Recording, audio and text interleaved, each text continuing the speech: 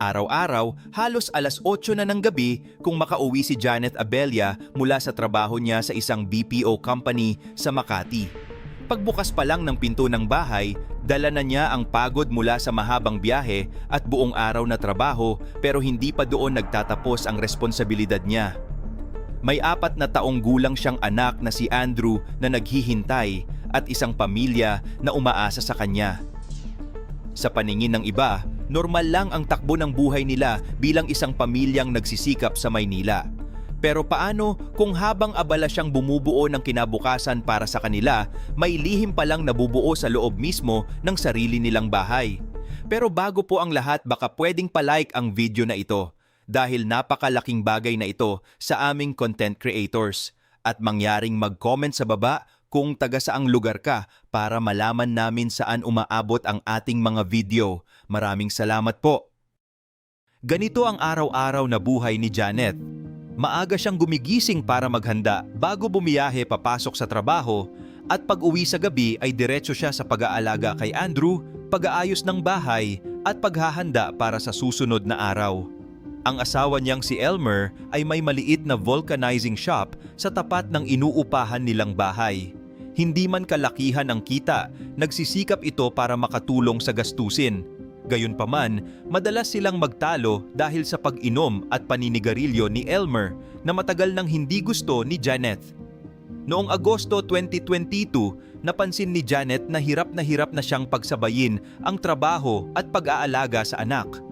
Bata pa si Andrew at kailangan ng mas tutok na gabay. Dahil dito, naisip niyang papuntahin sa Maynila ang kapatid niyang si Sheila, 28 taong gulang at walang trabaho noon. Nagkasundo sila na titira si Sheila sa kanila ng libre kapalit ng pagbabantay kay Andrew habang nasa opisina si Janet. Sa unang mga linggo, maayos ang lahat. Mabilis naging malapit si Andrew sa kanyang tita dahil masayahin at magaling itong makisama. Nakita ni Janet na mas naging masigla ang anak niya at nabawasan ang pagod na dinadala niya araw-araw. Pakiramdam niya ay tama ang naging pasya niya. Pero habang tumatagal, may mga napapansin siyang hindi niya maipaliwanag. Isang araw, habang naglilinis ng kwarto, may nakita siyang salawal na hindi kanya.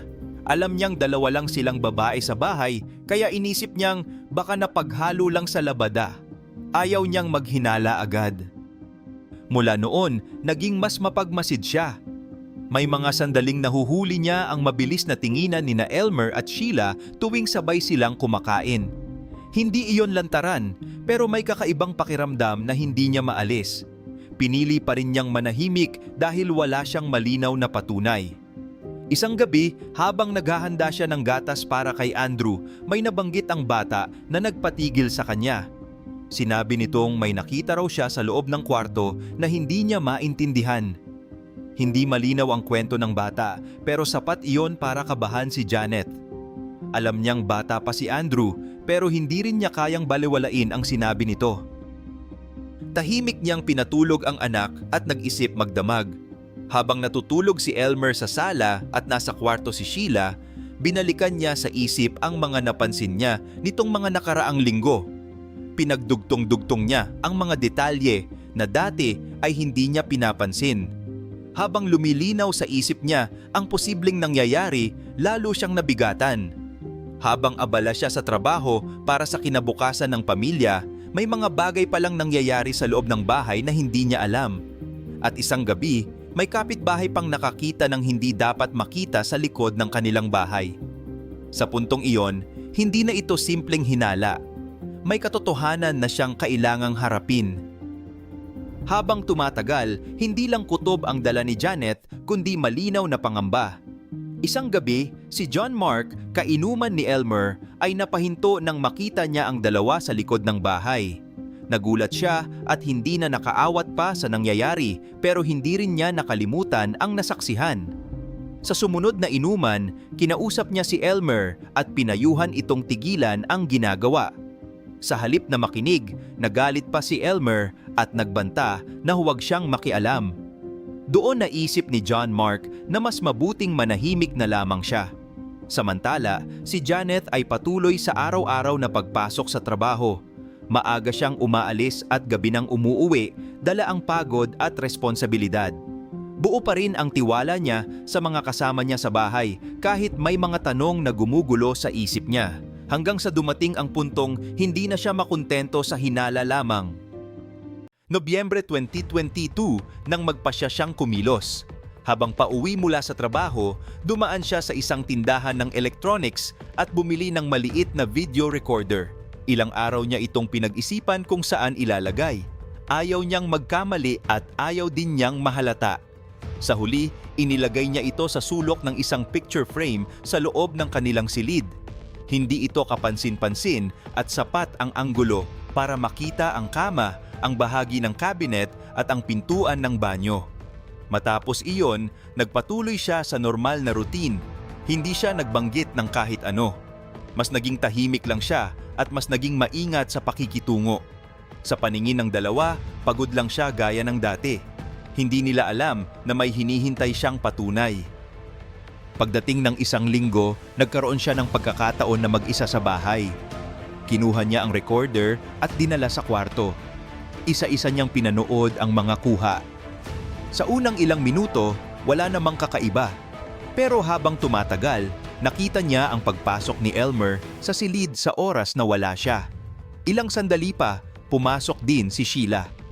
Mula roon, malinaw na ang lahat. Hindi niya agad natapos panoorin ang video. Nanginginig ang kamay niya habang hawak ang device.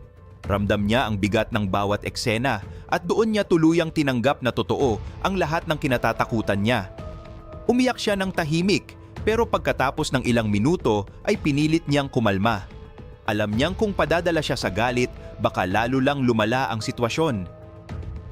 Maingat niyang inilipat ang file sa isang USB drive at itinabi ito bilang ebidensya. Kinabukasan, normal pa rin ang kilos niya sa bahay pero halata ang pagbabago sa pakikitungo niya. Hindi na siya sumasagot sa mga biro ni Elmer at hindi na rin siya nakikipagkwentuhan kay Sheila. Tahimik siyang kumikilos pero buo ang pasya niya. Makalipas ang isang linggo, nagpunta siya sa opisina ng isang private lawyer. Dinala niya ang USB drive at maayos niyang ipinaliwanag ang buong pangyayari. Pinakinggan siya ng abogado at ipinaliwanag ang mga pwede niyang gawin. Sa ilalim ng RA 9262 o Violence Against Women and Their Children Act, maaari siyang magsampa ng reklamo para sa emotional at psychological abuse. May posibilidad din na pumasok ang kasong concubinage laban kay Elmer. Hindi niya inatras ang desisyon. Sa araw ding iyon, naghain siya ng reklamo laban sa asawa at isinama rin si Sheila dahil sangkot ito sa nangyari. Para kay Janet, hindi lang ito tungkol sa galit o hiya. Ito ay tungkol sa respeto at sa kapakanan ng anak niya. Nang matanggap ng dalawa ang kopya ng reklamo, doon lang nila napagtanto na alam na ni Janet ang lahat. Bago niya sila harapin, iniwan muna niya si Andrew sa isang taong pinagkakatiwalaan niya. Gusto niyang masiguro na ligtas ang bata sa anumang tensyon na maaaring mangyari. Habang papalapit siya sa bahay para kausapin ang dalawa, malinaw sa isip niya na hindi na siya ang dating tahimik at nagtitiis. May hawak na siyang ebidensya at may malinaw na hakbang na kanyang pinili. Ngunit ang susunod na pag-uusap na iyon ang magtatakda kung tuluyan ng magwawakas ang pagsasama nila o may iba pang mangyayari na hindi pa niya inaasahan. Pagdating ni Janet sa bahay, matapos niyang ihatid ang anak sa kakilala, hindi na niya pinigilan ang sarili. Hindi na ito ang tahimik na pag-uusap na iniisip niya sa mga nakaraang araw. Direkta niyang sinabi kina Elmer at Sheila na alam na niya ang lahat. Inilatag niya ang mga nalaman niya mula sa mga hinala hanggang sa malinaw na ebidensyang hawak niya. Habang nagsasalita siya, makikita sa mukha ng dalawa ang gulat at takot na hindi nila maitago. Si Elmer ang unang lumapit. Sinubukan niyang hawakan ang kamay ni Janet at paulit-ulit na sinabing nagkakamali siya. Ayon sa kanya, may ibang taong naninira lamang sa kanila. Sumunod si Sheila at sinabi ring walang katotohanan ang mga paratang. Pinipilit nilang palabasin na may maling pagkaintindi lang sa mga nakita at narinig. Pero hindi na nagpatinag si Janet. Alam niya ang laman ng video at alam niyang hindi na iyon mababago ng kahit anong paliwanag. Sa sobrang bigat ng nararamdaman niya, hindi niya napigilang itulak si Elmer palayo at sampalin si Sheila. Naging maingay ang eksena at narinig ito ng ilang kapitbahay pero walang nangahas na makialam. Maging si John Mark na matagal nang may alam ay nanatili lamang sa labas at hindi na sumali pa. Pagkatapos ng komprontasyon, umalis si Janet. Hindi na niya kayang manatili sa iisang bubong kasama ang 2 taong sumira sa tiwala niya. Sa mga sumunod na araw, kumalat ang balita hanggang sa makarating sa kanilang mga kamag-anak sa probinsya. Galit ang pamilya nila kay Sheila pero hindi rin nila agad ito napauwi dahil wala itong pera at wala ring malinaw na pupuntahan. Hindi nagtagal, tuluyan nang umusad ang kaso. Naipadala ang warrant of arrest kina Elmer at Sheila kaugnay ng reklamo sa ilalim ng RA 9262 para sa emotional at psychological abuse. Dinala ang 2 sa isang detention facility sa Maynila habang hinihintay ang pagdinig sa korte. Doon nagsimula ang mas mabigat na bahagi ng proseso. Sa mga pagdinig, ipinakita ng kampo ni Janet ang mga ebidensya na malinaw at mahirap pabulaanan. Isa sa mga mabigat na punto ay ang epekto ng nangyari sa kanilang anak na nakakita ng hindi dapat makita sa murang edad. Hindi iyon binaliwala ng hukuman. Matapos ang ilang buwan ng pagdinig, naglabas ng desisyon ang korte. Hinatulan si Elmer ng pagkakakulong dahil sa concubinage at paglabag sa batas na nagpoprotekta sa kababaihan at mga anak. Si Sheila naman ay nakatanggap din ng mahabang sentensya para sa kanyang naging bahagi sa kaso. Habang kinakaharap ng 2 ang parusa, si Janet ay nagsimula ng panibagong yugto ng buhay kasama si Andrew. Lumipat sila sa isang maliit na apartment sa Quezon City. Hindi man kalakihan ang espasyo, sapat ito para sa kanilang mag-ina.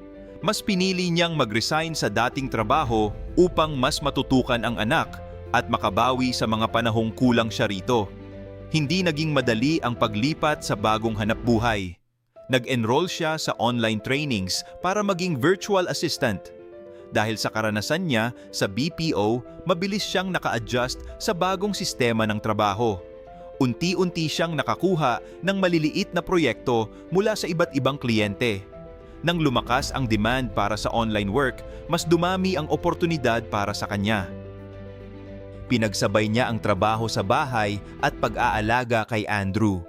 May mga gabing kulang siya sa tulog pero mas buo ang loob niya dahil hawak na niya ang oras niya at mas nakakasama niya ang anak.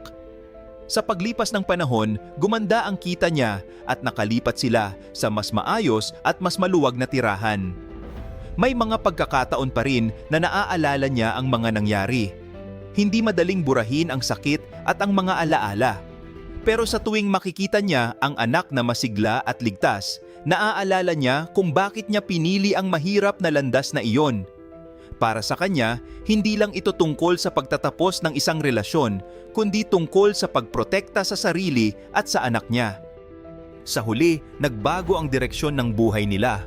Habang sina Elmer at Sheila ay nananatiling nakapiit at hinaharap ang resulta ng kanilang mga ginawa, si Janet ay patuloy na bumabangon at gumagawa ng mas maayos na kinabukasan para sa kanilang mag-ina.